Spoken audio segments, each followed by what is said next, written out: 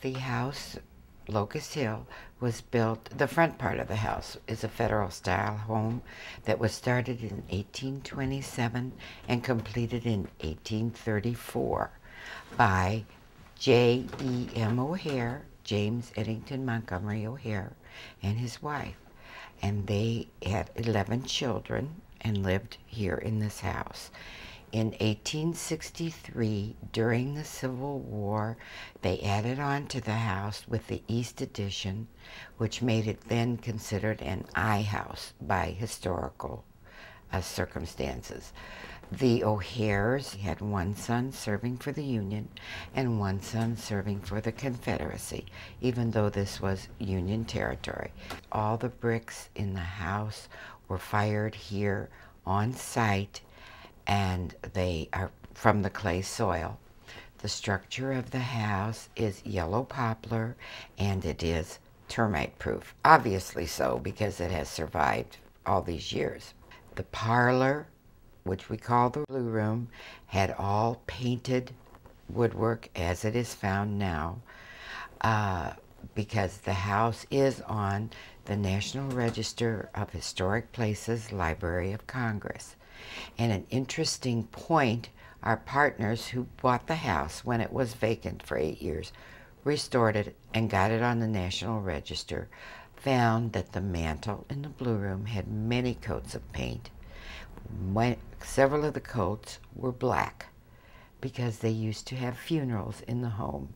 And whenever they had funerals in the home, they painted the woodwork black, and then they would repaint it white. So the house is actually a living history that we like to share with everybody that comes here. It has been restored to exactly the way it would have been in the early 1800s and also during the period of the Civil War. So you can see how people actually lived, as in the dining room, where there is a built-in dish cabinet, but in the back is a door that opens into the butler's pantry, because they did not cook in the house during the Civil War. They had what was called a summer kitchen, and they cooked outside, and they brought the food in through a side door into the butler's pantry and passed it into the dining room. And before we opened as an antique shop, when it was entirely empty, it was warm and welcoming and friendly, which brings up the subject of the fact that we have people living here that you can't see who make it warm and welcoming, and we enjoy their company too. Since we became an antique shop, I have documented everything that happens here, because we have a very benevolent, well, we actually have 3 benevolent ghosts. And the reason we know about our main ghost, whose name is William March, is because we had a librarian from Danville research this through the Library of Congress, and we have newspapers documenting William March from the Lafayette Journal-Courier, where he was imprisoned in a Union hospital during the Civil War, and William responds to his name. So all those reasons. William is a Confederate soldier who was captured by the Union and probably sent to Camp Morton in Indianapolis, but he was ill and sent on to the Union Hospital in Lafayette. During the Civil War, 3 of those prisoners escaped.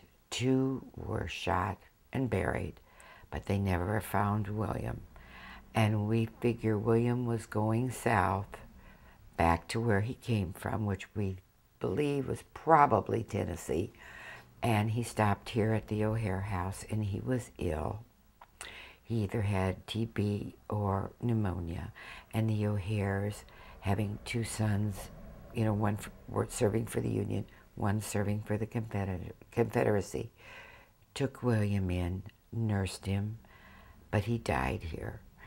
But not before he fell in love with one of the O'Hare children. And so he has remained in this house for almost 170 years. And he watches over the house. He protects the house. Um, and he's very mischievous, but we have learned to accept him. And then we have two ladies. They appear as really as apparitions, which means you can see them out of the corner of your eye, in white dresses, and we believe that they are probably the mother and the daughter. William knows, don't scare me, head out. He knows that. He does things when you least expect it. Like, I think the first Christmas I was here, I was trying to put red candles on the mantle. I put one candle in one side of the mantle. Before I could get to the other side, the candle went up in the air and off to the side. And I thought, now if a candle falls, it just falls over. Okay, but maybe I didn't have it in right. I put it in the second time. Before I could get to the second side of the mantle, it did the same thing. So this time I said, William, cut it out. I'm getting tired of picking up the candles. And it stayed. And the following Christmas, my husband was lighting one of the fireplaces, and we had red candles again in the room for Christmas. And my partner Dixie was standing in the door, and the candles went flying across the room. And we had to tell him 3 times to cut it out that day. My most scary room is upstairs in the green room, which is where William's room had been when he was here as a patient, and lots happens up there, and I'm never sure what's going to happen. Like, nobody's in there, but the rocker will start rocking. And if I go upstairs, and it's only happened to me once, because one of the things that happens to people sometimes is when they go to the blue or the green room upstairs, they can't catch their breath, which is like a TB or pneumonia that William had. And Locust Hill just emits a warm and friendly experience that we want everybody to share, and we will keep doing this as long as we can, and as long as William keeps helping us.